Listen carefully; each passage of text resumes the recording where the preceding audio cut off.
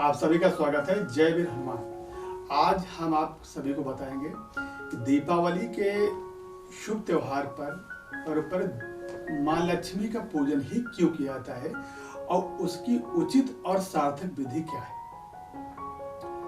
दीपावली हमारे यहाँ आदि पर्व है, जो खुशियों का त्योहार है। ये जागरण का पर्व है, रात अपने आत्म चेतना के विकास का पर्व है। माँ लक्ष्मी की आराधना आध्यात्मिक भौतिक प्राचीन काल से ही सर्वोपरि प्रासंगिक रही है, क्योंकि अर्थ के बगैर धर्म भी संभव नहीं है। दीपावली के दिन कई ऐतिहासिक तो तथ्य हमारे जुड़े हैं कि इसी दिन भगवान श्री कृष्ण ने अपना शरीर का त्याग किया था। जैन धर्म के अंतिम जो है तीर्थकार महावीर जी, उनका भी निर्माण इसी दिन हुआ था।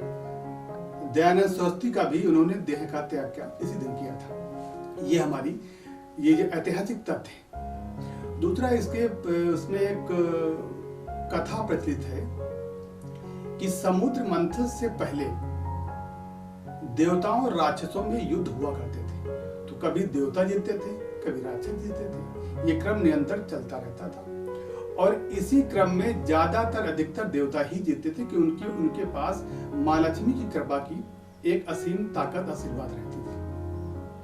एक बार क्या हुआ कि दुर्वासा ऋषि स्वर्ग की ओर जा रहे थे, तो उन्हें रास्ते में भगवान इंद्र जो है आते हुए देखे तो वो काफी प्रसन्न हुए। तो उन्होंने अपने गले की माला उनके में डालने की कोशिश की, लेकिन इंद्र अपने मदमस्त में चूर थे, तो उन्होंने उसको ध्यान नहीं दिया और वो माला इंद्र का जो हाथी ऐरावत था उसके सिर में जा गिरा। हाथी को कुछ देर पश्चात ये ज्ञात हुआ कि हमारे सिर में कुछ भारी भारी है, तो उसने उसको सिर हिला के माले को नीचे गिरा दिया और उसको नष्ट कर दिया। दुर्वासा इससे बहुत ज्यादा क्रोधित हो गए और उन्होंने श्राप दिया कि माँ लक्ष्मी आज से पाताल लोक में निवास करेंगे। उसी समय से देवताओं की जो है शक्ति क्षीण होने लगी, राक्षसों का आक्रमण हावी होने लगा, वो ताकतवर होने लगे। सभी देवताओं ने मिलकर ब्रह्मा जी से प्रार्थना की, इसका उपाय क्या किया। तो उन्होंने क्या किया, उन्होंने बताया कि समुद्र मंथन किया जाए। तो उसी समय से तो माँ लक्ष्मी प्रकट हुई। काफी दिनों तक समुद्र मंथन चला, आप सभी लोग जानते हैं। उसमें बहुत सारे रत्न, बहुत सारी चीजें उसमें निकली। तो उसमें से माँ लक्ष्मी भी निकली। जिस दिन माँ लक्ष्मी निकली उसी दिन दीपावली मनाई जाती है। यानी कार्तिक महीने की जो अमावस्या है उस दिन जो है माँ लक्ष्मी का प्रकट हो, तो उनकी आराधना के लिए ये चीज मनाई जाती है। माँ लक्ष्मी प्रासंगिक इसलिए है क्योंकि हमारे वहाँ देवियों स्त्रियों को पूजा करने के लिए सबसे विधान इसलिए है क्योंकि जितनी माँ की पूजा करेंगे, पत्नी की पूजा करेंगे या किसी बहन की पूजा करेंगे, तो हमारे वहाँ शक्ति की जो है हमारे ऊपर कृपा करती है, आशीर्वाद देती है। तो माँ लक्ष्मी की कृपा हुई। अब हम आपको बताएंगे कि इसका विधिवत पूजन कैसे किया जाए। तो सर्वप्रथम ये भी जान लें कि लक्ष्मी के साथ गणेश जी का पूजन होता है। 2 मिनट उसके बारे में बता दें कि लक्ष्मी जी के साथ गणेश जी का ही पूजन क्यों होता है। लक्ष्मी जब आती है, लक्ष्मी जी का जो वाहन क्या है, उल्लू। उल्लू को रात में दिखाई देता है,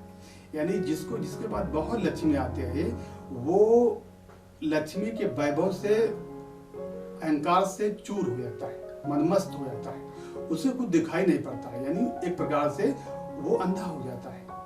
उल्लू उसी का सिंबल है, प्रतीक है। गणेश बुद्धि के देवता है। बिना बुद्धि के अगर लक्ष्मी आएगी तो आपका सर्वनाश करेगी। इसीलिए माँ लक्ष्मी के साथ गणेश जी का पूजन करना अनिवार्य है। अब माँ लक्ष्मी का विधिवत पूजन कैसे करें।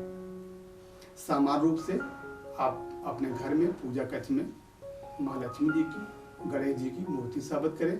ध्यान रखें कि वो लक्ष्मी जी के बाएं, क्योंकि दाहिने जो होता है पति का स्थान होता है और बाएं जो होता है बेटे का स्थान होता है। तो माँ लक्ष्मी के जो गणेश जी हैं वो दत्तक पुत्र हैं, पार्वती जी के पुत्र हैं, उनको उन्होंने गोद लिया था।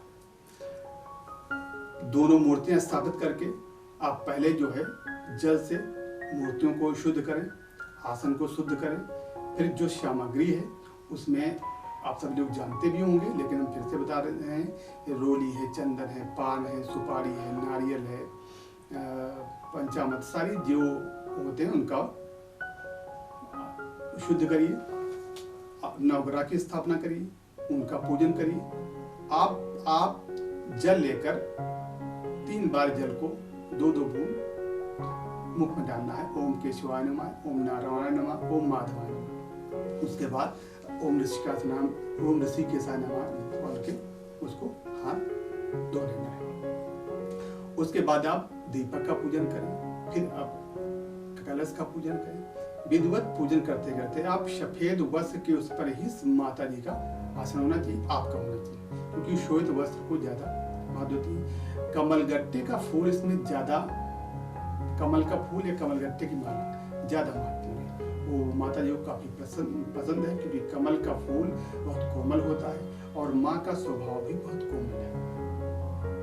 अब आप नियमित रूप से उसका जप करिए, श्री सूक्त का पाठ करिए या कनक धारा स्त्रोत का, कनक धारा का स्त्रोत का जो उन्होंने रचा था आदि शंकराचार्य को जब पैसे का धन का बहुत अभाव हुआ तो उन्होंने कनक माँ लक्ष्मी की आराधना की और कनक धारा स्त्रोत का जो है रचना की।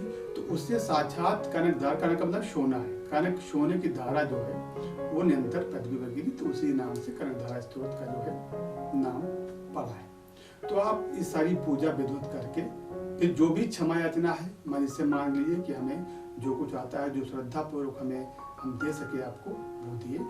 और इसी के साथ आप जो है उसके बाद आरती कर लीजिए, फिर आचमन कर लीजिए, प्रसाद सबको खिलाइए, खून करिए। ये पूर्ण रूप से और माँ से कृपा कर आशीर्वाद मांगिए कि हमारे पास जो भी धन आए साथ साथ हमारे बुद्धि का विकास हो, क्योंकि केवल धन आने से कुछ नहीं होगा। धन आएगा बुद्धि नहीं आएगा तो आपका जो है वो भी चला जाएगा।